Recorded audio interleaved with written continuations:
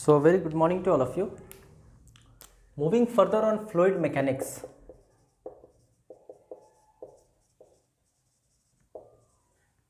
We will take some more concepts of viscosity. Last class में हम लोग discuss किए थे विस्कोसिटी क्या होता है, and it was basically internal resistance between layers. Okay, ये भी बात किए थे हम लोग कि सॉलिड फ्लूइड के केस में ड्रैग होता है और सॉलिड सॉलिड के केस में फ्रिक्शन होता है. खैर,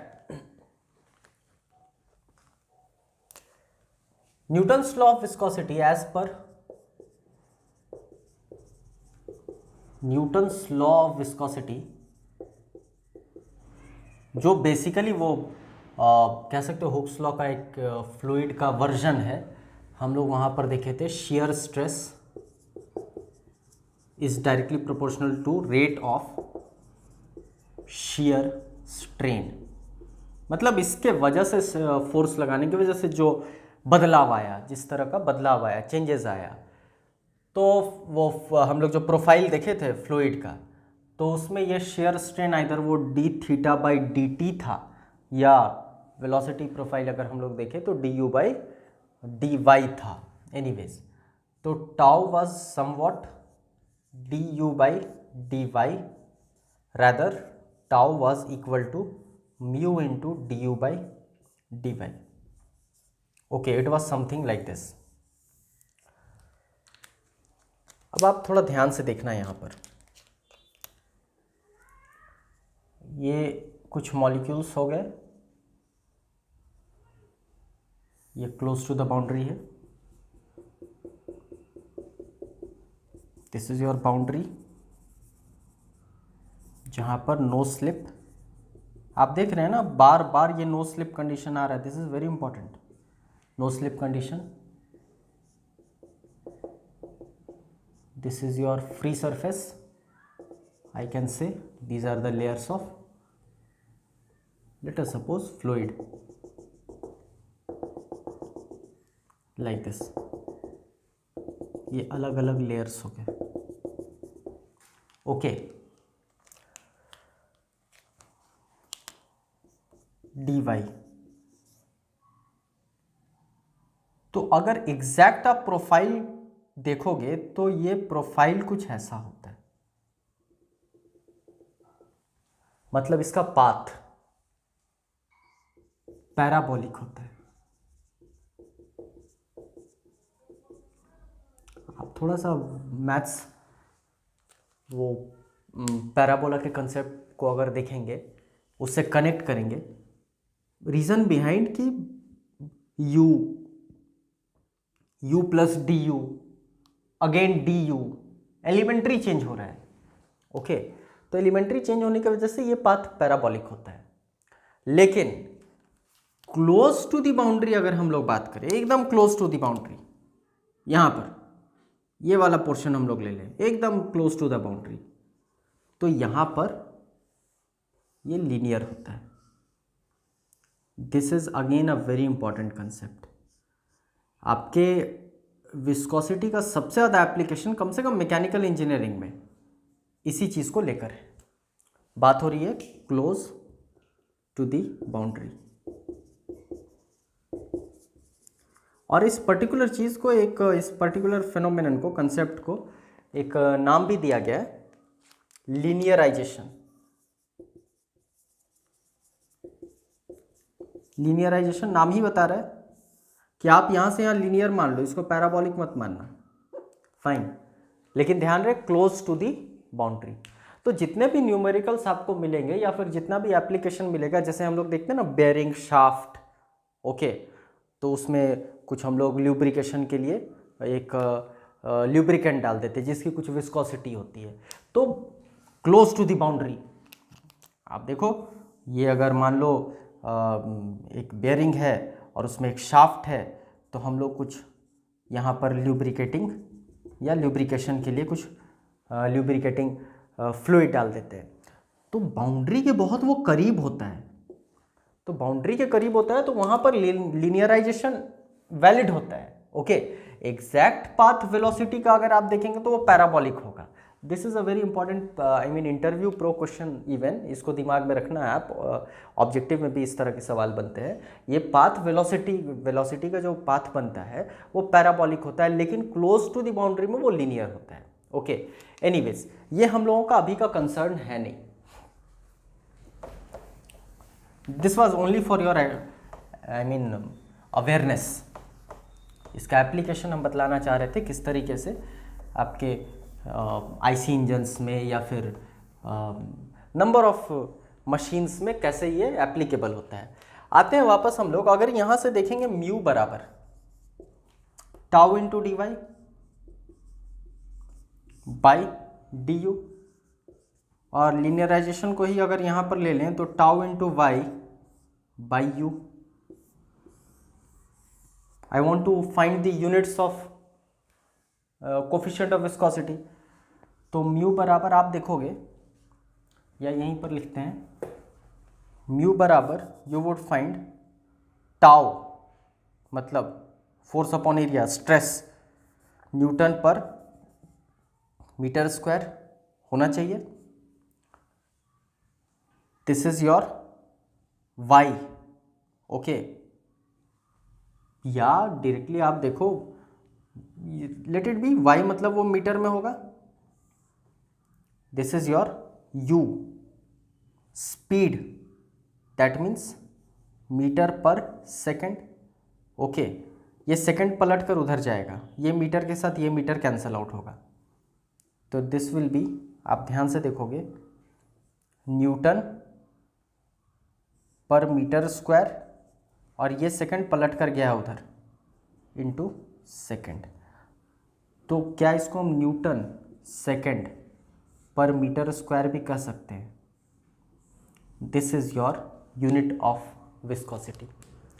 तो unit of viscosity newton second per metre square. खैर, newton per metre square is again equal to pascal, so we can say even viscosity का mu is equal to, mu का unit एक ये भी हो गया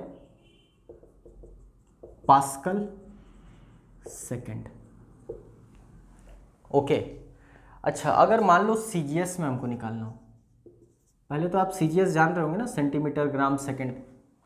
ओके, तो हम लोग इसके एसआई यूनिट पर आते हैं। This is your SI unit, Newton second per metre square. तो Newton second per metre square ऐसा ही है। आई होप टाउ का यूनिट आप जान रहे हैं, न्यूटन पर मीटर स्क्वायर। कैसे आया ये? Force upon area. ओके, तो this is your newton second per metre square. CGS में न्यूटन को कन्वर्ट करते हैं, 1 न्यूटन इज इक्वल टू 10 का power 5 dyne. Okay, and you all know that 1 metre is equal to 100 centimetre. होता है ऐसा? कुछ नहीं करना है, इसको बिठा देना है यहाँ पर 10 का पावर 5 डाइन।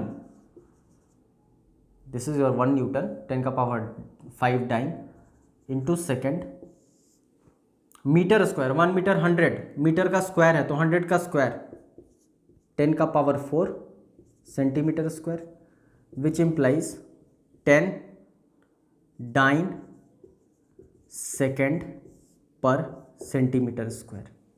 ये किसके बराबर है? ऐसा यूनिट, मतलब newton second per metre square is equal to 10 dyne second per centimetre square. अब यहाँ एक खास बात, dyne second per centimetre square को कलेक्टिवली एक टर्म से डिनोट किया जाता है, and that is poise. This is very important, आपके सारे यूनिट्स पॉइज में दिए रहेंगे। ओके, तो can I connect this one and this one? Newton second per metre square which was equal to, देखें आप यहाँ, pascal second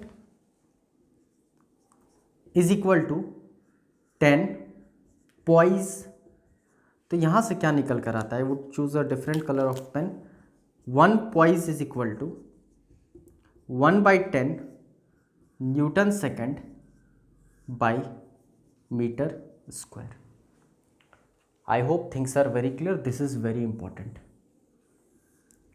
okay, 1 poise is equal to 1/10 of newton second per metre square. Okay, मतलब in most of the numericals of I mean viscosity you would find unit in poise।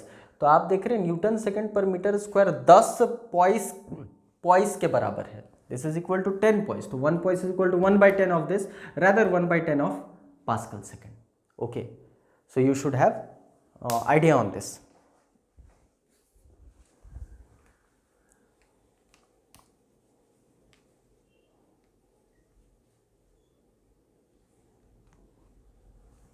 Fine. If we take one more unit, MKS unit, reason behind कि exam में आप अगर competitive exam पर आएंगे mechanical engineering से related, जैसे अगर हम लोग बात कर लें गेट एग्ज़ाम की बात कर लें, या फिर अगर जूनियर इंजीनियर एग्ज़ाम की बात कर लें, एसएससी जेई जो हर साल कंडक्ट किया जाता है सेंट्रल एसएससी के द्वारा, स्टाफ सिलेक्शन कमीशन के द्वारा, तो उसमें लास्ट टू लास्ट ईयर एक सवाल पूछा गया था, उसके लिए थोड़ा सा यहाँ पर हम लोग वर्क करेंगे। यहाँ देखें हम लोग SI was newton second per metre square. I hope newton मतलब force is equal to mass into acceleration, mass KG, okay, acceleration metre per second square, ऐसा होता है। मतलब हम लोग इसको और भी तोड़ सकते हैं, which implies KG metre per second square into second by metre square. ध्यान से आप देखेंगे कुछ नहीं किए हम यहाँ पर, newton second per metre square को फोर्स मास इंटू एक्सेलरेशन होता है तो KG metre per second square, तो KG metre per second square into second this second by metre square. Can I write? आप ऑब्जर्व कर ले, अच्छे से ऑब्जर्व कर ले।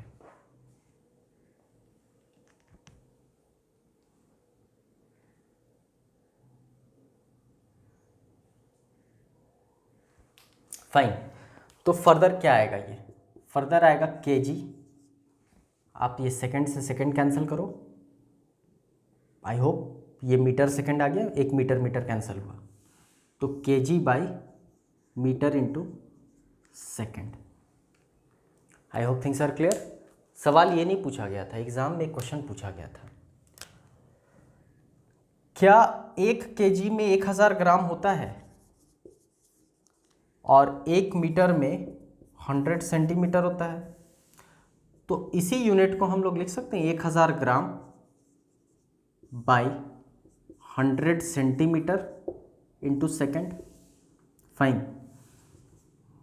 कैंसल हुआ, 10 gram per centimetre second. This is very important, मतलब यूनिट इस तरह से भी एग्जाम में पूछे जा सकते हैं। ओके, तो मतलब हम लोग फाइनली क्या देखें, हम लोग देखें KG metre second, gram centimetre second, newton second by metre square, dyne second per centimetre square, या पास्कल सेकेंड। ओके, ये सब यूनिट हो गए आपके डायनेमिक विस्कोसिटी। ऐसे वो डायनेमिक नहीं है, that is a constant, okay, या फिर कोफिशिएंट ऑफ विस्कोसिटी के। एक इंपॉर्टेंट चीज हम लोग विस्कोसिटी में और जानने का कोशिश करेंगे, sorry,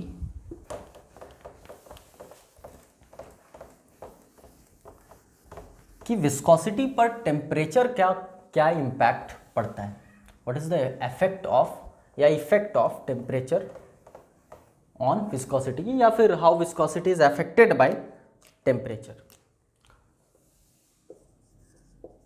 effect of temperature on viscosity, okay fine. हम लोग बात कर चुके हैं इससे पहले कि फ्लूइड में एक होता है लिक्विड,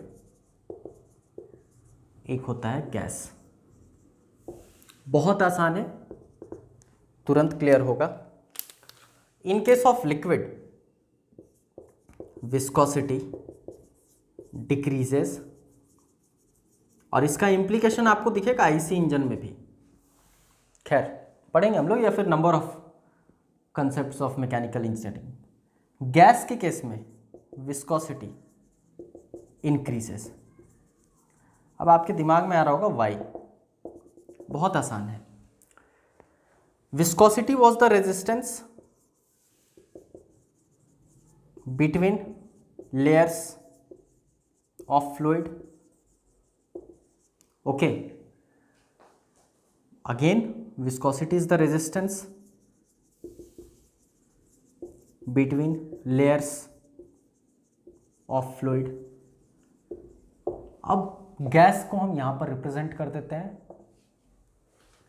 और लिक्विड को यहां रिप्रेजेंट कर देते हैं। तुरंत 1 मिनट में आप समझोगे। ये कुछ ऐसा है,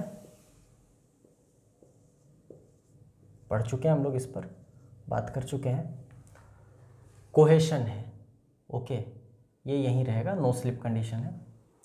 कोहेशन है, बॉन्डिंग है, और ये बॉन्डिंग ही रीज़न है आपके विस्कोसिटी का। बॉन्डिंग की वजह से ही ना स्पीड ज़्यादा, स्पीड कम, स्पीड ज़्यादा, स्पीड कम, स्पीड ज़्यादा, speed come, corresponding I mean layers, consecutive layers में आप देख पा रहे हैं।